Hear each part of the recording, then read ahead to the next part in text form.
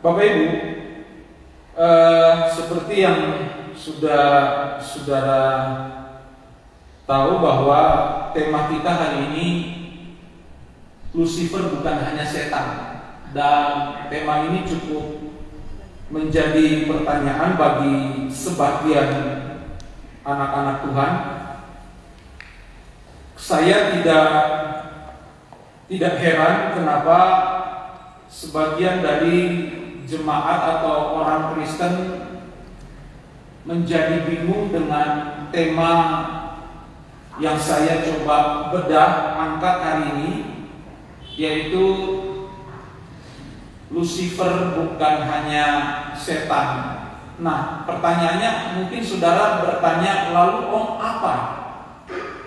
Nah, Bapak Ibu, kalau saudara baca kata yang di depan saudara Lucifer, kira-kira apa yang timbul dalam pikiran saudara? Pak Guru Dan, apa kira-kira?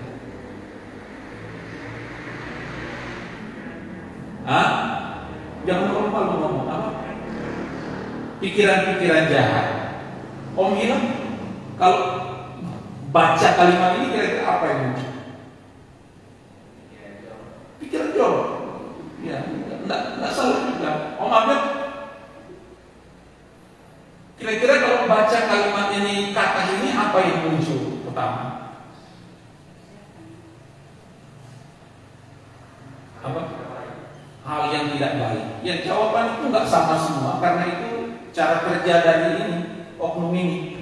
Tapi saya memiliki beberapa jawaban teratas, kayak kuis family 100 ya. Saya memiliki beberapa jawaban teratas ketika orang Kristen membaca kalimat ini. Yang pertama yang muncul setan atau iblis. Siapa yang setuju, sepakat?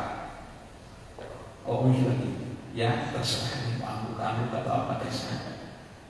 Yang berikut, ketika orang Kristen membaca kalimat ini, Lucifer, selain setan atau iblis, yang muncul malaikat yang jatuh. Benar nggak? Benar, malaikat yang jatuh. Nah, jawaban yang berikut, jawaban ketiga yang seringkali orang Kristen ngomong ketika baca kalimat ini adalah antikris. Ya, terserah lo mau antikris kayak mau apa kayak. Dan yang berikut, ketika membaca kalimat ini yang muncul horor. Siapa yang hobi nonton film horor? Gak usah malu lah, ayo siapa yang hobi? Ya, semua hobi. Jadi 4 jawaban ini yang seringkali muncul dijawab oleh orang Kristen, dan jawaban-jawaban ini nggak sepenuhnya salah, benar. Karena selama ini inilah yang kita pahami tentang Lucifer itu sendiri. Tapi yang menjadi persoalan adalah bukan apa kata orang tentang oknum ini, tetapi apa kata Alkitab. Nah, ini yang perlu kita garis bawahi. Karena selama ini orang Kristen itu memiliki iman apa kata orang. Ya, kita harus akui, terkadang kita memiliki iman yang berlandaskan hanya apa kata orang. Oh, kata orang Tuhan Yesus itu ajaib, Om. Ya, kata Om sendiri bahwa Tuhan Yesus itu baik. Kata Pak Pendeta yang sana bahwa Tuhan Yesus itu sanggup membuat mujizat, sanggup menyembuhkan orang sakit. Nah, semua itu tidak sepenuhnya salah. Tetapi yang menjadi salah kalau iman kita dibangun atas dasar apa kata orang. Artinya bahwa kita nggak menghidupi firman itu secara pribadi lepas pribadi. Nah, orang Kristen yang hanya membangun iman atas dasar apa kata orang atau teori doang, orang Kristen begini gampang tanyuk dengan segala pengajaran-pengajaran yang nggak alkitabiah. Bahkan orang Kristen yang model-model begini tersinggung sedikit pindah gereja. Nah, orang Kristen begini tersinggung sedikit berantem dia.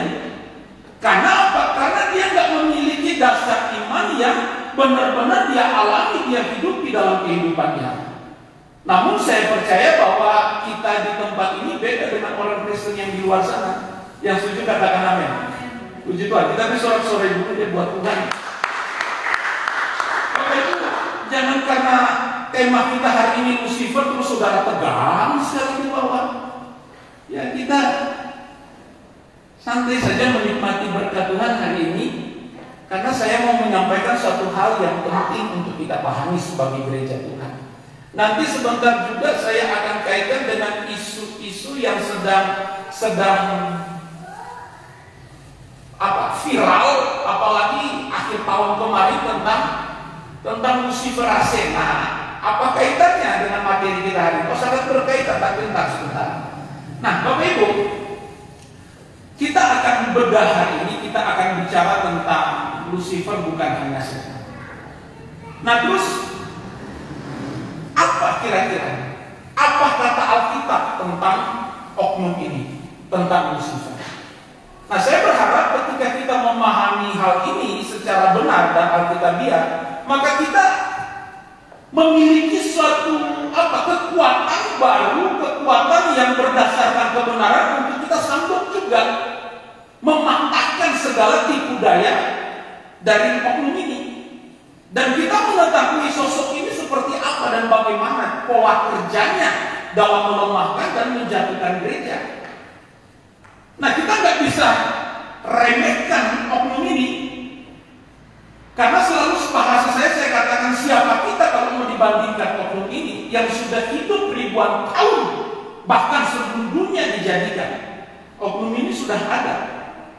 Nah, kita yang baru kemarin jadi orang Kristen mau berhadapan dengan oknum ini tanpa memiliki dasar kebenaran firman Tuhan yang luar biasa, maka jangankan kita berhadapan, oknum ini lewat sedikit sentuh kita, tempias ya.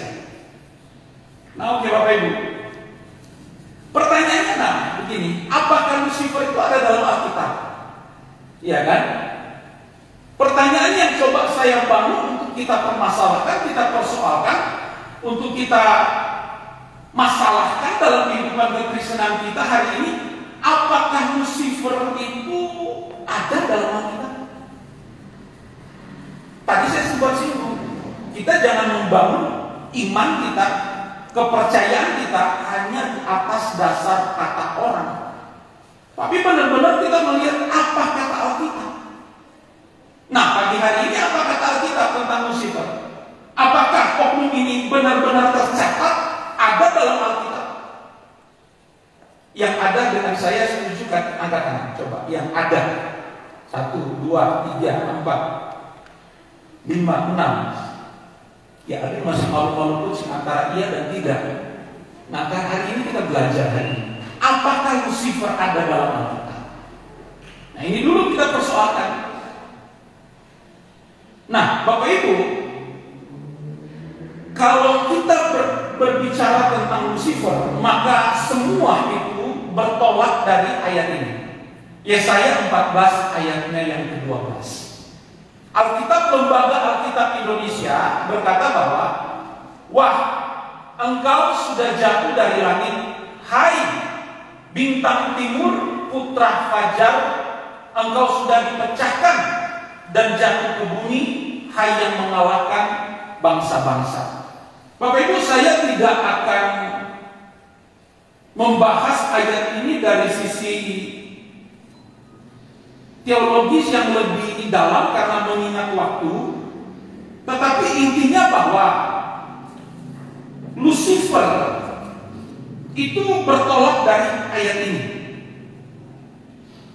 Nah, mungkin saudara masih sedikit ngambang memahami ayat ini.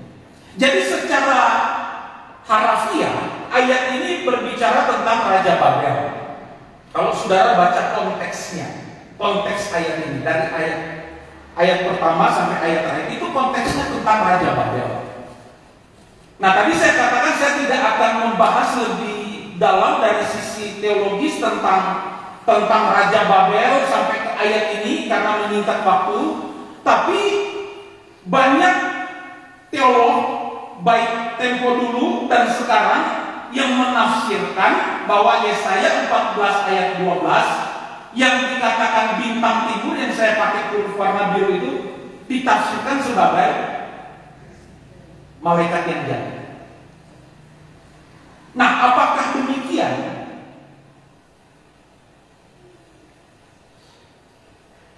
Kita lihat dari bahasa asli, saudara nggak perlu baca lah ini.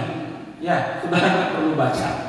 Tapi dalam terjemahan asli bahasa Ibrani Perjanjian Lama, karena yang perlu kita tahu bahwa Alkitab PL dan Alkitab PB dari bahasa Yunani, PL dari bahasa Ibrani.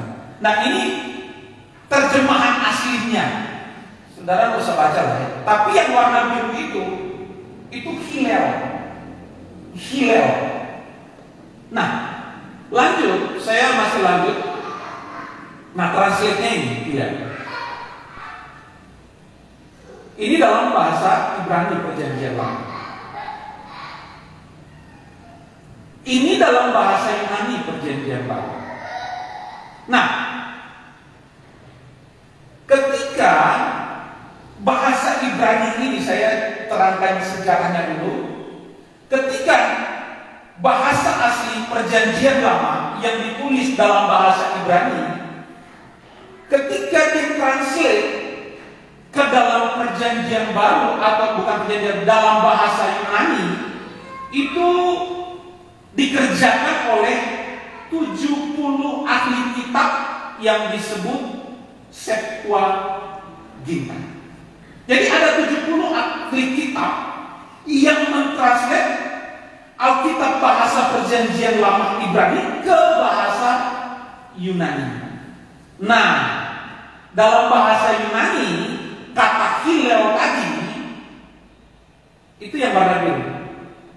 Ada yang bisa baca? Pasti enggak kan? Nah, ini translate-nya ini.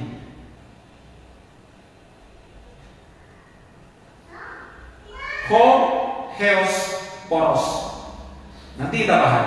Jadi dalam terjemahan lama bintang timur tadi dalam terjemahan Alkitab kita, dalam terjemahan lama, dalam bahasa Ibrani pakai kata Hillel.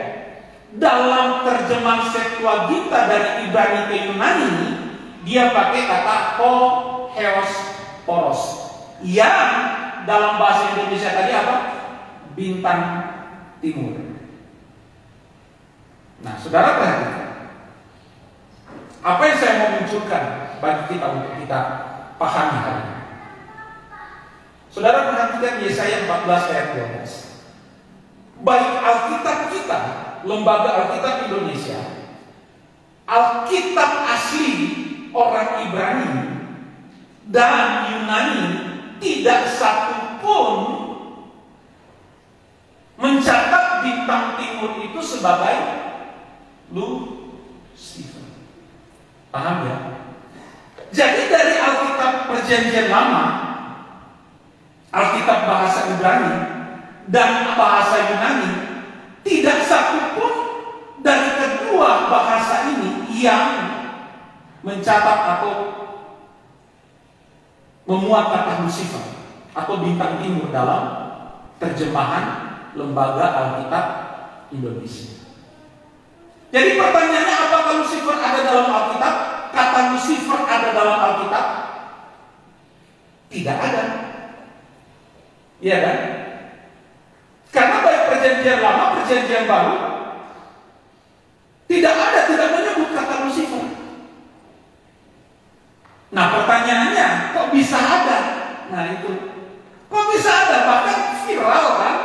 Ayat ini kata ini lebih viral, lebih terkenal, lebih familiar kita mendengar dan mengetahuinya ketimbang kalau dalam bahasa Alkitab dalam Perjanjian Lama, setan atau raja iblis itu bukan Lucifer sebenarnya. Kalau kita belajar bahasa asli Alkitab dalam Talmud Yonatan, itu buku-bukunya orang Yahudi, raja iblis atau setan itu bukan Lucifer sebenarnya, tapi Samael atau malaikat kematian. Nah, itu ada konteksnya lagi, ada tema tersendiri, nanti kita bahas sekali-sekali. Tapi intinya saudara pahami dulu bahwa kata Lucifer dalam terjemahan Alkitab Ibrani dan Alkitab Yunani tidak satu pun mencatat kata Lucifer yang menggambarkan sebagai malaikat yang jatuh atau yang kita kenal lebih familiar setan atau iblis. Tidak. Nah, terus dari mana kata ini muncul? Nah, ini kan menarik untuk kita pahami. Ini yang harus kita bedah sebenarnya. Dari mana kata ini muncul sampai hari ini gereja kita di sini pun mengenal bahwa iblis itu Lucifer. Nah, ini yang perlu kita pahami hari-hari ini. Nah, saudara, saudara perhatikan. Nah, di mana Lucifer dalam Alkitab? Iya kan? Kira-kira dari mana kata ini muncul? Nah, semua ini bermula di sini, Bapak Ibu. Bermula dari orang ini, Santo Jerome. Dia hidup tahun 347 sampai 420. Artinya 3 abad setelah zaman Yesus dan para rasul. Amin. Nah, Santo Jerome inilah yang pertama kali memunculkan kata Lucifer ketika dia mencatat kembali Alkitab Perjanjian Lama ke bahasa Latin.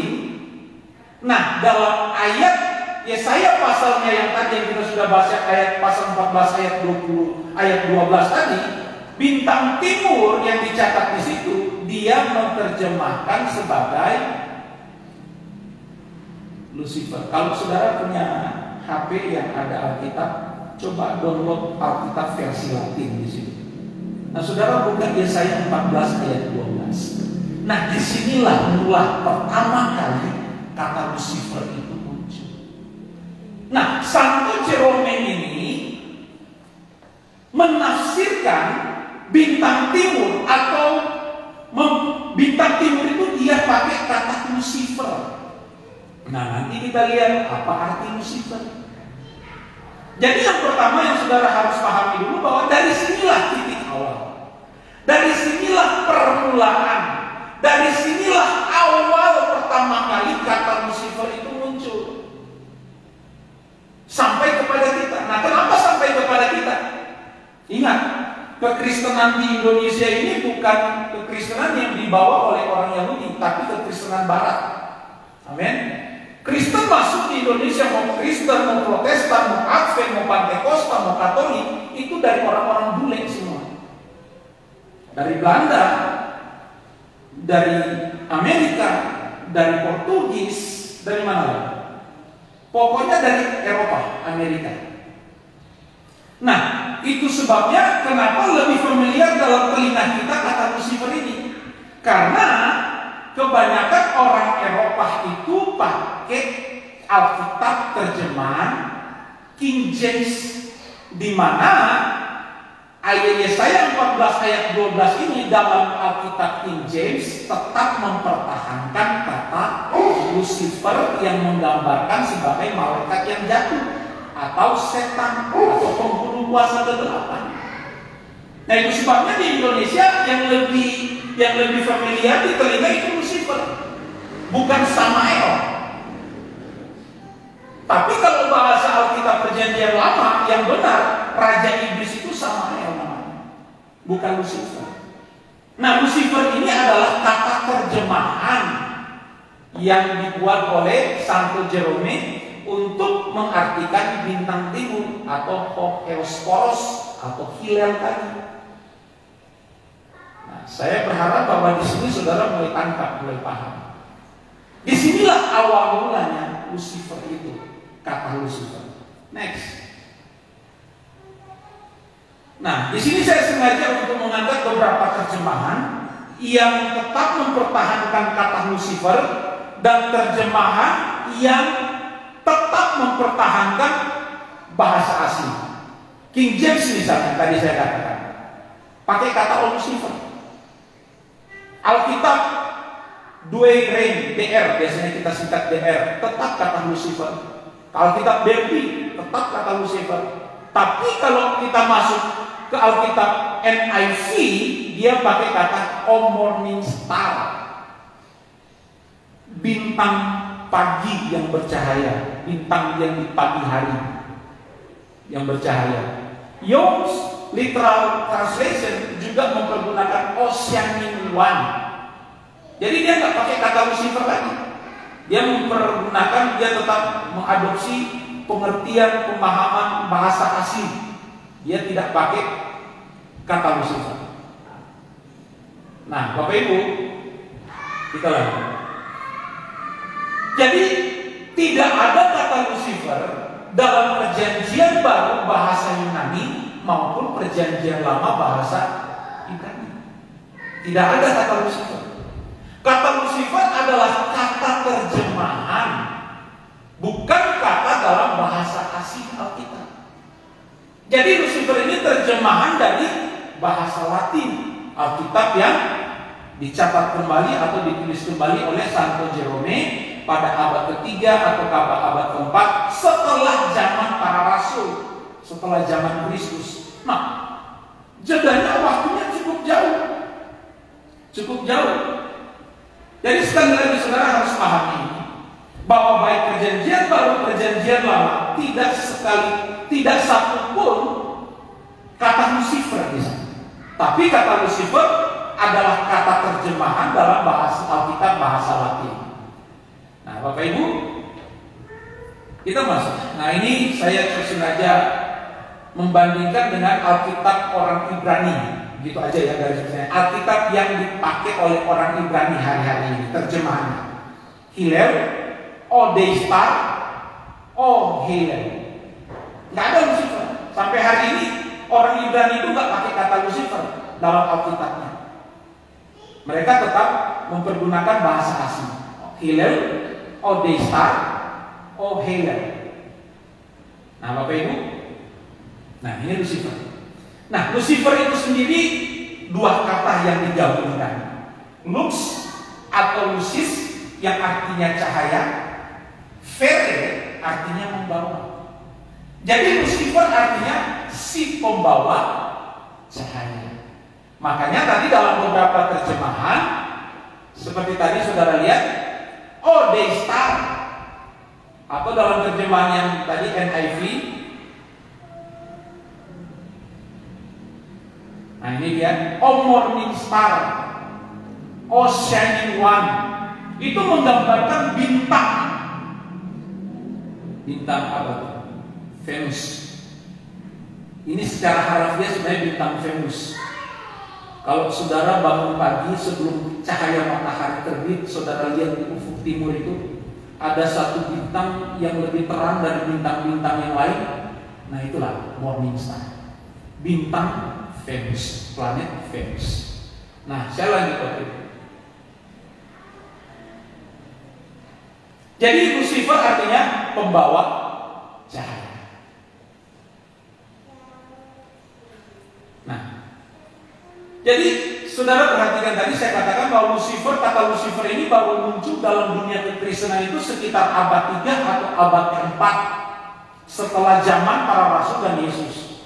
Dan kata ini akhirnya disematkan sebagai nama dari pribadi dari malaikat yang jatuh atau iblis atau raja setan tadi. Viral sampai hari ini dalam kehidupan kita, orang Kristen di sini termasuk. Tapi yang sebenarnya bahwa kata Lucifer ini sendirinya dalam bahasa asli Alkitab PL dan PB sama sekali tidak ada kata Lucifer. Nah, sekarang saya baru mau masuk lebih dalam, tadi itu baru pembukaannya. Nah sekarang kita bedah, Lucifer bukan hanya setan. Jadi kalau Lucifer bukan hanya setan, terus Lucifer apa? Sejenis makanan ringan yang diawetkan kan? Pisang goreng kan? Apa? Nah ini yang kita perlu pahami.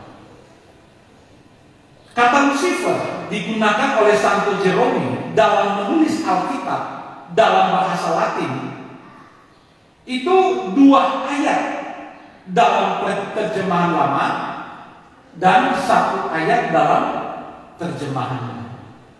Jadi sepanjang Alkitab itu dari perjanjian lama sampai perjanjian baru ada 3 kata Lucifer yang dicatat oleh Jerome, yang ditranslate oleh Jerome sebagai Lucifer. Nah, ayat-ayat mana itu? 2 ayat dalam perjanjian lama. Yang pertama kita sudah bahas tadi. Yang kedua, Ayub 11 ayat 17. Nah ayat 11 dan ayat 17 ini berkata begini, kehidupanmu akan menjadi lebih cemerlang daripada siang hari, kegelapan akan menjadi terang seperti pagi hari. Nah, Jerome, Santo Jerome mentranslate terang seperti pagi hari, dia gunakan kata Lucifer. Nah sekarang pertanyaannya begini, kalau saudara perhatikan ayat ini, terang di pagi hari ini berbicara tentang apa dan siapa? Kalau saudara baca keseluruhan konteks pasal 11 ayat 17 ini, pasal 11 maksudnya, itu berbicara tentang bagaimana pemulihan itu terjadi dalam kehidupan orang percaya. Nah, terang seperti pagi hari. Di sini Ayub atau yang menulis kitab Ayub menerangkan atau memberi gambaran bahwa bintang tadi yang saya sebut tadi, bintang di pagi hari, cahayanya itu ditranslate atau ditranslate oleh Santo Jerome sebagai Lucifer. Nah, pertanyaannya begini, apakah Lucifer di sini menggambarkan malaikat yang jatuh itu? Enggak sama sekali. Enggak sama sekali terkait dengan malaikat yang jatuh. Kalau saudara perhatikan konteks dari pasal ini, tidak sedikit pun ayat ini atau Lucifer dalam ayat ini terkait dengan malaikat yang jatuh atau setan tadi. Tapi Lucifer dalam ayat ini menunjuk kepada bintang atau planet Venus tadi.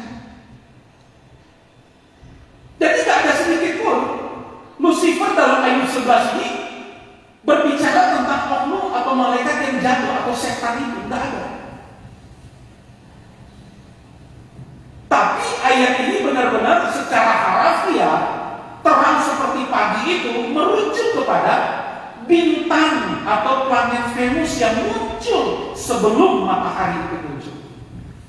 Nah, penulis Ayub mengalegorikan kehidupan orang Kristen yang benar-benar kehidupan orang percaya yang benar-benar dalam Tuhan, akan hidupnya akan cemerlang lebih daripada bintang di pagi hari. Jadi sedikit pun Lucifer dalam Ayub 11 dalam terjemahan Latin Vulgata, ya, atau kitab Vulgata, terang seperti pagi atau Vulgata, Lucifer dalam kitab Vulgata, sedikit pun tidak menerangkan atau terkait dengan oknum atau bintang atau malaikat yang jahat tadi. Tidak ada sedikit. Ini secara harafiah benar-benar merujuk kepada planet Venus, bintang yang muncul sebelum matahari itu muncul. Ini dua ayat dalam terjemahan lama di mana Santo Jerome memakai kata Lucifer. Nah, satu ayat dalam terjemahan baru. Ini dia ayat. Ayo baca sama-sama. Kita baca sama-sama 2 Petrus ayat 1 pasal 1 ayat 19. Kita baca sama-sama. 2, 3. Dengan demikian kami makin diteguhkan oleh firman yang telah disampaikan oleh para nabi. Alangkah baiknya kalau kamu memperhatikannya sama seperti memperhatikan pelita yang bercahaya di tempat yang gelap sampai fajar menyingsing dan bintang timur terbit bersinar di dalam hatimu. Saudara, tolong baca pelan-pelan dalam hati. Saudara berusaha tangkap kira-kira ayat ini kata bintang timur, karena Santo Jerome mencatat ayat ini kata bintang timur dengan kata Lucifer. Ini dalam terjemahan Vulgata, bahasa Alkitab Latin. Vulgata, Alkitab Latin. Nah, bintang timur di situ Santo Jerome menggunakan kata Lucifer. Nah, sekarang coba saudara berusaha tangkap apa maksud 2 Petrus 1 ayat 19? Siapa bintang timur yang dimaksud di situ?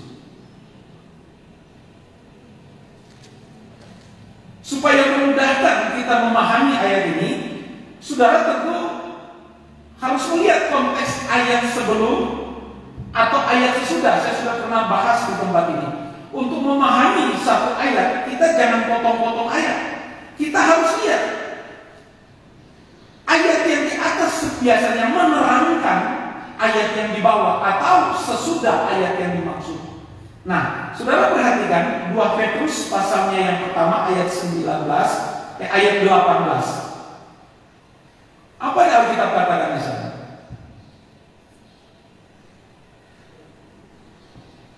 Suatu hari suara itu kami dengar datang dari surga ketika kami bersama-sama dengan Dia di atas gunung yang kudus. Dengan demikian kami makin diteguhkan oleh firman yang telah disampaikan oleh para nabi.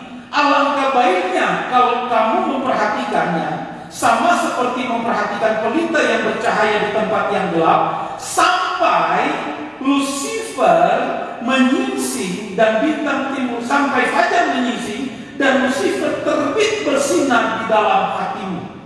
Mungkin saudara berkata begini, loh, kok bisa Lucifer bersinar di dalam hati kita? Kok bisa? Saudara, singkatnya begini, garis besarnya begini. Dalam Alkitab Vulgata, kata Lucifer dalam 2 Petrus 1 ayat 19 sama sekali tidak merujuk kepada setan, tetapi malah pribadinya Yesus. Setuju tak dengan saya? Yang setuju katakan amin. Kita beri sorak-sorai bagi Tuhan. Nah, kaget kan saudara? Selama ini benar-benar kita sudah terjebak sebenarnya.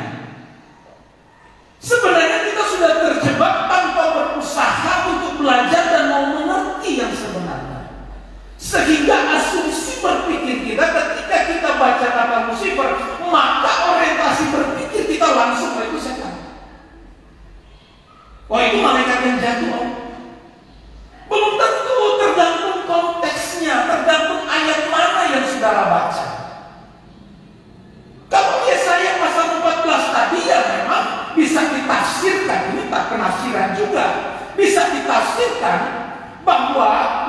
Lucifer, kata Lucifer yang dipergunakan oleh Santo Jerome tadi bisa merujuk kepada malaikat yang jatuh. Tetapi belum tentu di dalam Ayub pasal 11 tadi Lucifer di situ nggak sama sekali merujuk kepada malaikat yang jatuh, tapi secara harfiah merujuk kepada planet Venus, bintang yang muncul di pagi hari. Nah, masuk 2 Petrus 1 ayat 19. Kalau kita nggak memahami ini secara benar, konteks secara benar, saudara pasti ngomong saya sesat.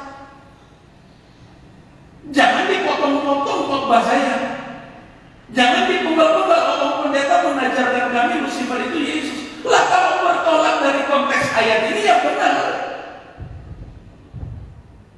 Bertolak dari konteks ayat ini, coba saudara baca. Jelas ayat ini konteksnya dari ayatnya yang pertama sampai selesai itu merujuk kepada Yesus. Bintang timur di sini Yesus. Nah, Santo Jerome menggunakan katalis Lucifer, bintang timur dalam 2 Petrus 1 ayat 19. Jadi kita harus lihat konteks. Itu sebabnya tema saya hari ini Lucifer bukan hanya setan. Lucifer itu bisa merujuk kepada planet Venus, tergantung konteks ayat mana yang kita baca. Lucifer juga bisa merujuk kepada Yesus, si pembawa terang yang sesungguhnya. Kata Lucifer itu kan pembawa terang. Jadi Lucifer nggak selamanya setan, tergantung konteks ayat mana yang kita baca. Nah, dengan hal ini, walaupun saudara agak sedikit bingung, tapi inilah kebenaran firman Tuhan. Di mana selama ini juga oknum iblis itu seakan-akan bangga yang kita tahu Lucifer itu hanya merujuk kepada iblis itu sendiri. Iblis berusaha untuk memutarbalikkan kebenaran. Dia berusaha untuk menutupi kebenaran yang benar-benar alkitabiah. Di mana terang, si pembawa terang yang sesungguhnya bukan Lucifer, tetapi Yesus itu sendiri, atau bukan iblis itu sendiri, tapi Yesus yang si pembawa terang yang sesungguhnya. Nah, iblis berusaha untuk memutarbalikkan keadaan fakta ini. Dia berusaha untuk gereja yang memahami ini. Tapi puji Tuhan di sini kita disingkapkan. Kita belajar sama-sama, saudara, saya sama-sama kita belajar hari ini. Jadi Lucifer bukan hanya setan, tergantung konteks ayat mana yang kita baca, kita pelajari.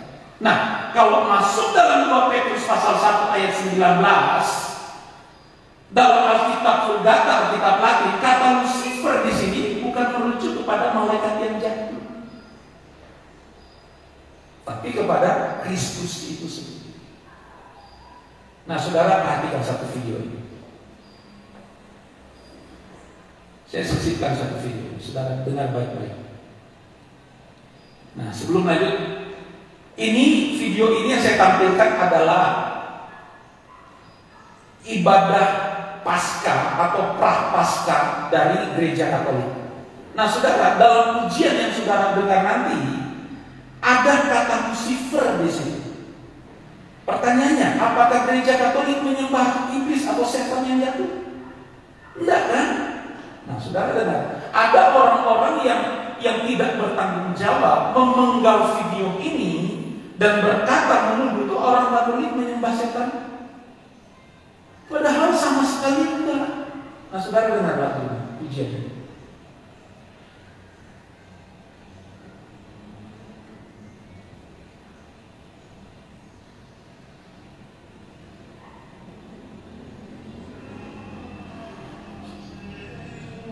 Perhatikan ada kata Lucifer itu. Kasih buat. Kata Lucifer itu. Christus Filius tuus, qui regressus ab infelix, quam generis sevetus illusit, et tecum vivit et regnat, Nah,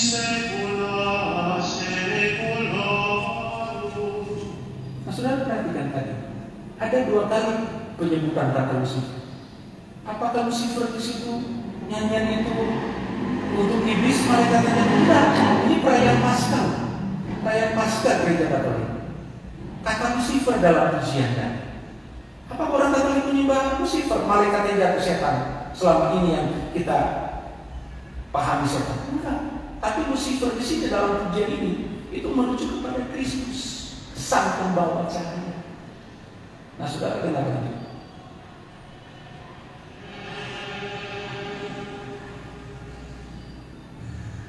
Ini bahasa Indonesia.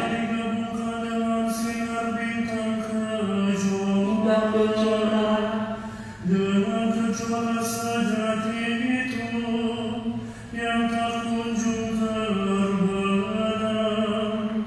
yang telah terbit dari alam, Yesus umat manusia yang beneran di umat manusia. Dialah Yesus Kristus Putra yang bersama dengan Bapa dan Roh Kudus hidup dan berdaulat kini dan sepanjang masa. Amin. Amin.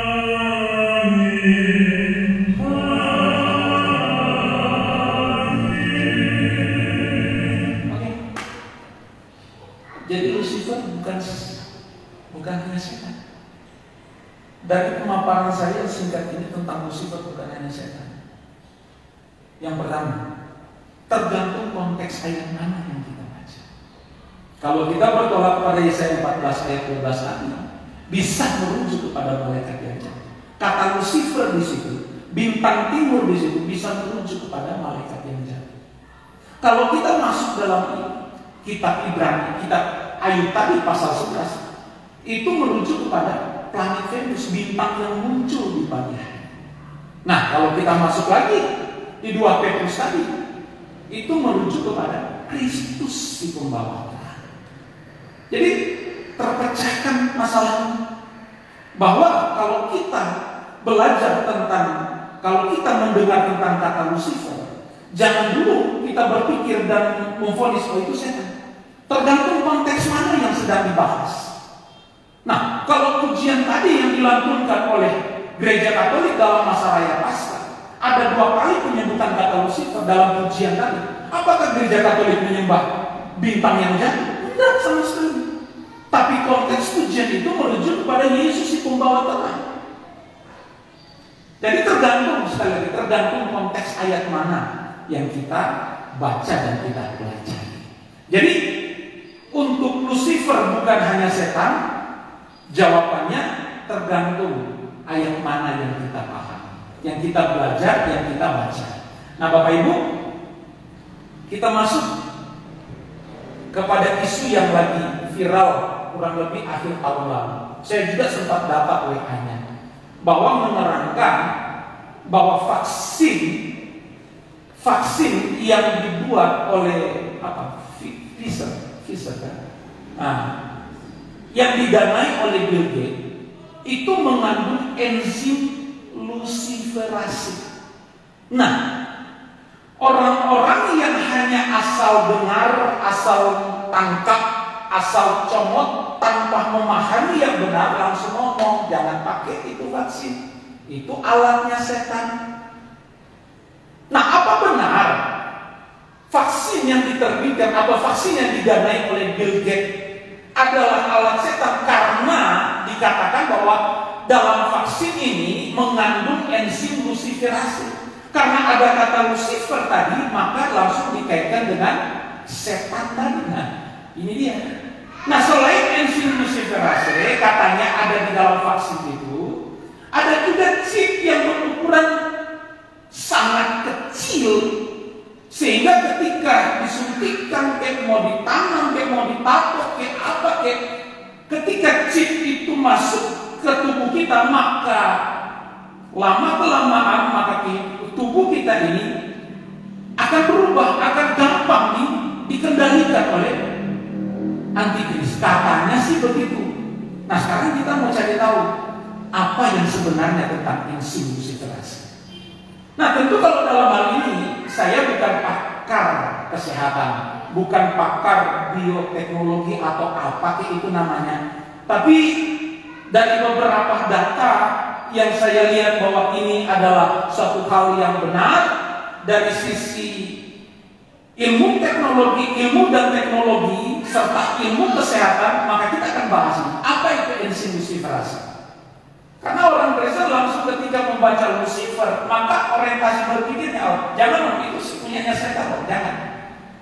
Karena katanya kalau enzim luciferase ini masuk dalam tubuh kita melalui vaksin yang disuntikan, maka itu dapat mengubah DNA kita. Sehingga ketika DNA ini dirubah dan dalam tubuh kita sudah ada chip, maka dengan mudah akan dikendalikan. Saya katakan, Bapak Ibu, teknologi secanggih apapun yang ada sekarang dan yang nanti akan datang, tidak mungkin bisa mengendalikan hidup saudara. Jangankan teknologi, Tuhan aja nggak bisa kendalikan saudara kalau saudara kepala batu. Benar nggak?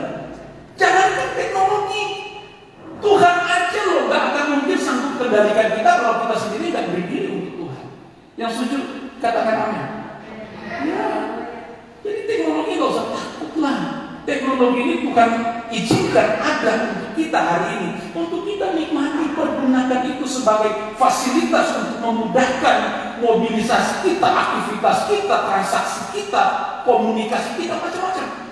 Itu tujuan teknologi ada hari ini, mempermudah manusia untuk melakukan banyak hal.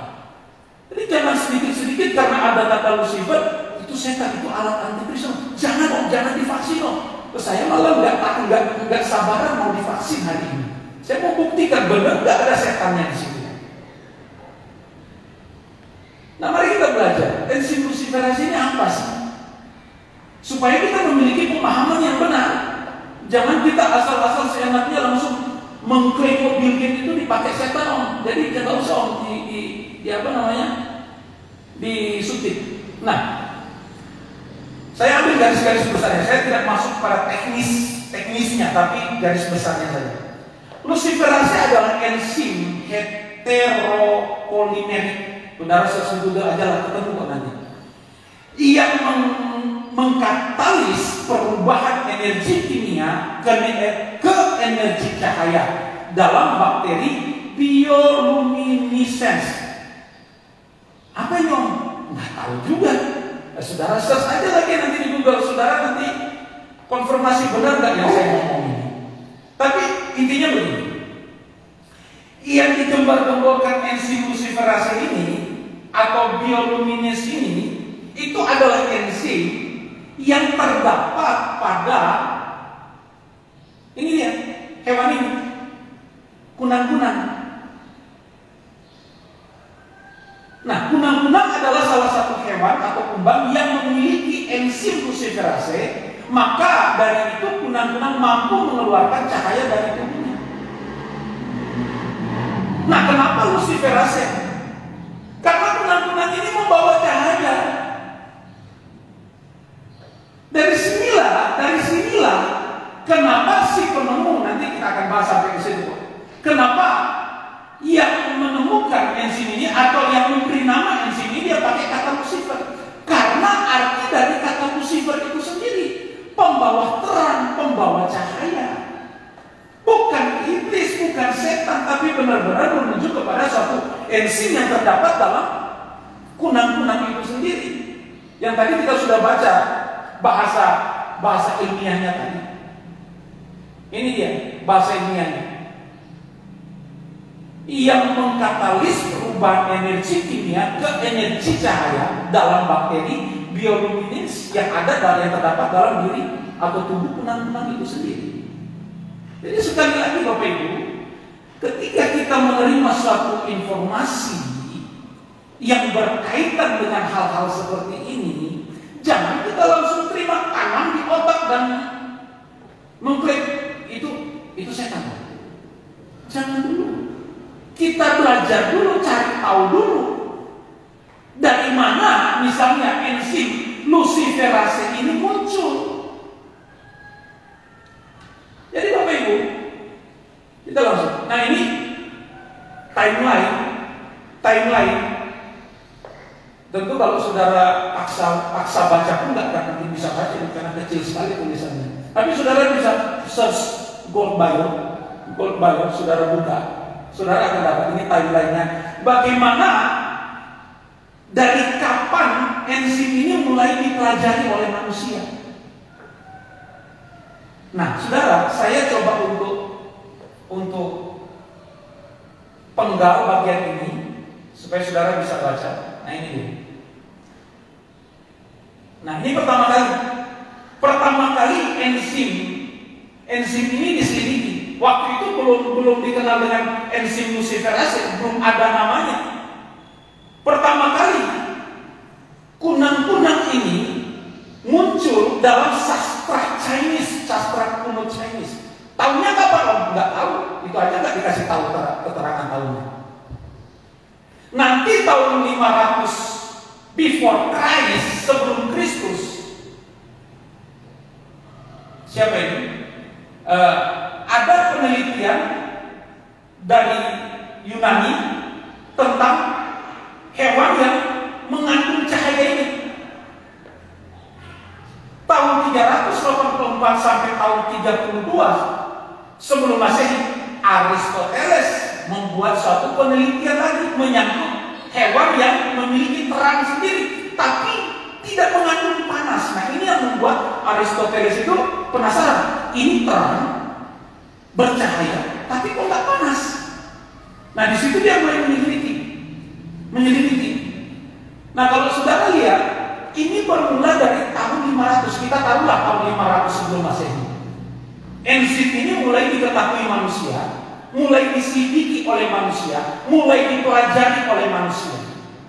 Dan saudara lihat tadi, kalau saya mundur tadi, ini panjang tahunnya ini, dari sebelum Masehi sampai saudara lihat tahun ini. Nah, tahun 1880-an oleh seorang yang bernama Raphael Dubois, karena ini orang Prancis jadi bukan Dubois, Dubois, belajar bahasa Prancis sedikit lah.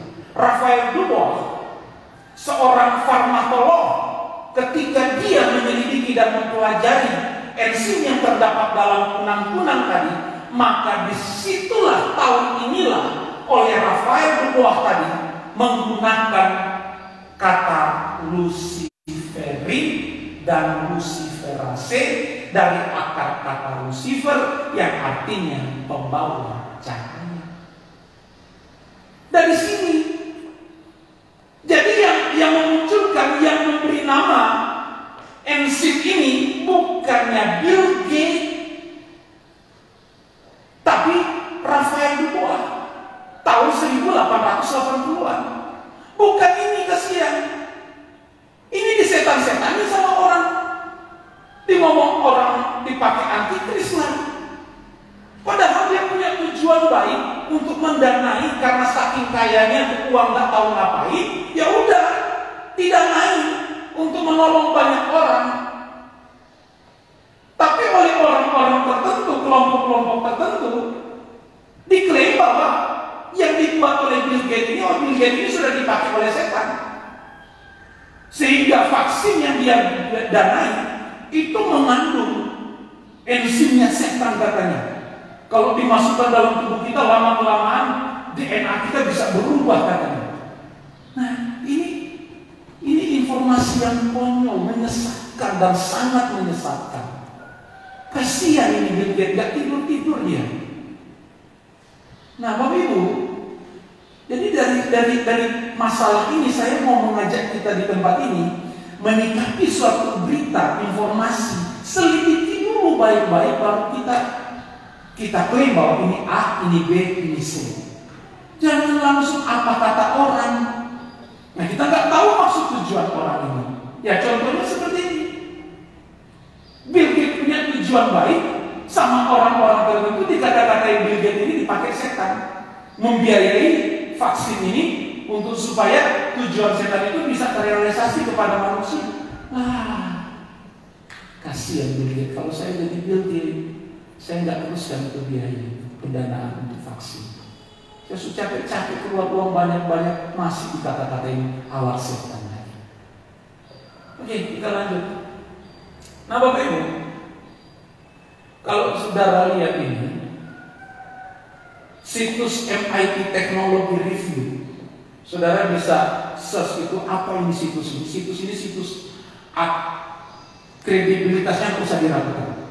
Situs ini terpercaya dalam setiap pemberitaan yang dia sampaikan.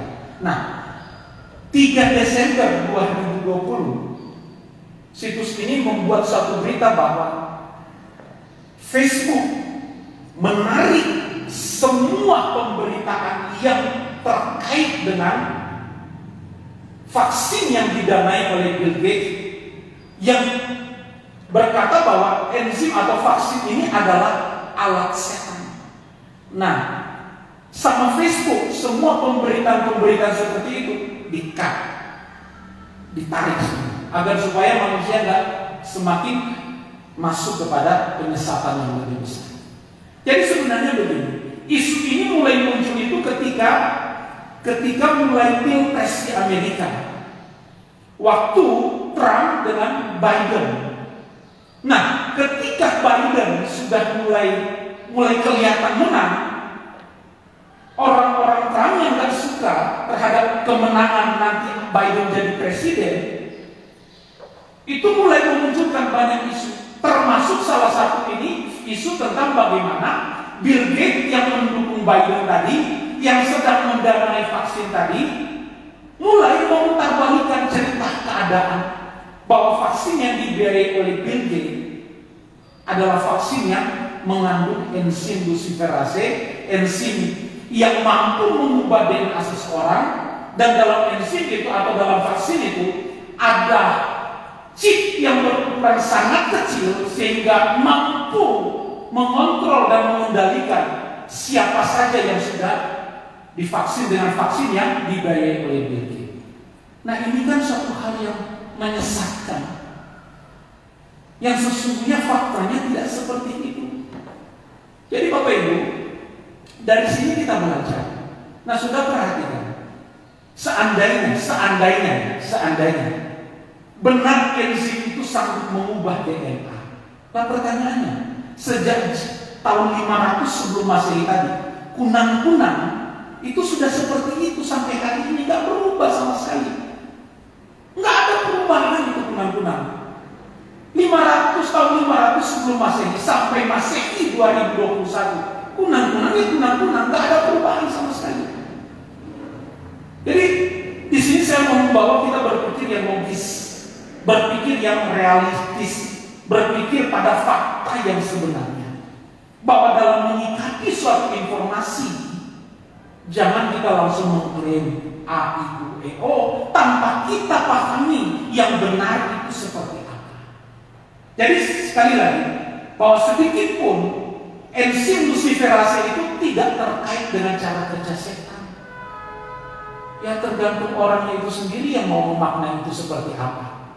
Tapi bagi kita di sini, enzim luciferase adalah enzim yang hanya menggunakan kata Lucifer karena memang seperti kunang-kunang yang membawa cahaya tanpa ada alat bantu lain sehingga kunang-kunang ini bisa bercahaya, tapi memang dari dirinya sendiri, si pembawa cahaya.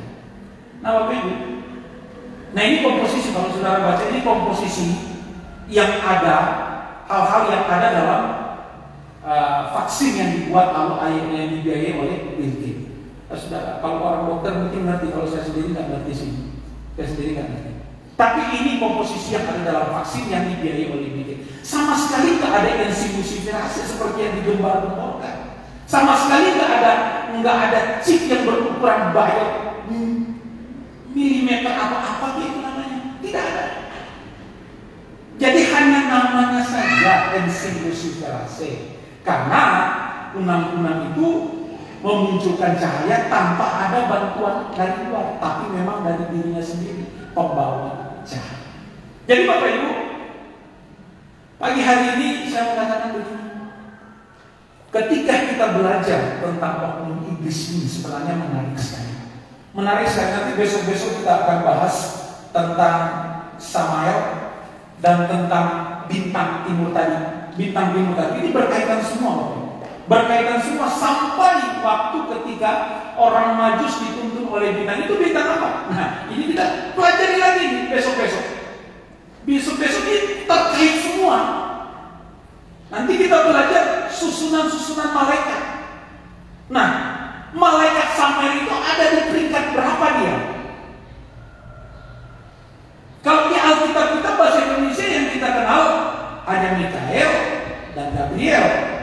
Tapi sebenarnya kalau dalam Ibrani, dalam Alkitab Ibrani dan dalam dari sudut pandang orang Ibrani itu ada begitu banyak malaikat ternyata. Nah, salah satunya Samael ini di peringkat berapa ya dalam urutan malaikat.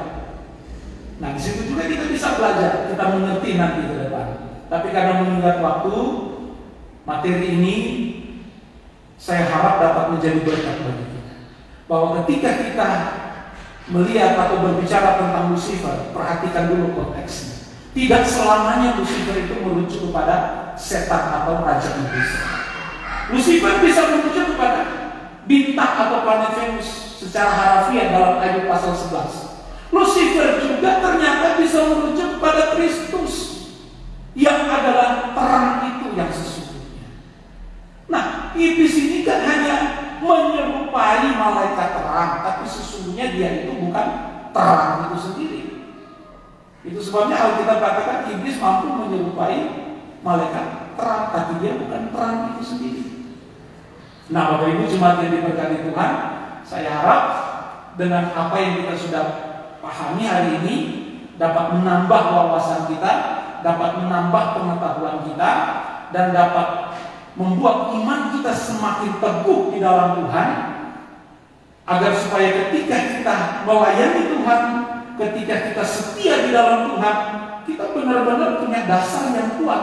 Bukan hanya Kristen apa kata orang, tapi benar-benar Kristen yang militan, Kristen yang benar-benar Kristen, yang sanggup memancarkan terang Kristus bagi siapapun yang ada di luar sana.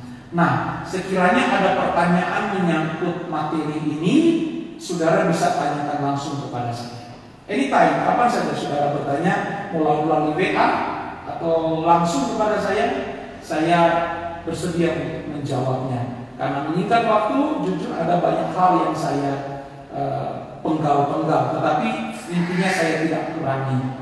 Tapi inilah pemahaman tentang Lucifer bukan hanya setan. Tergantung konteks ayat mana yang kita baca dan kita pelajari atau kita bahas. Tuhan Yesus memberkati.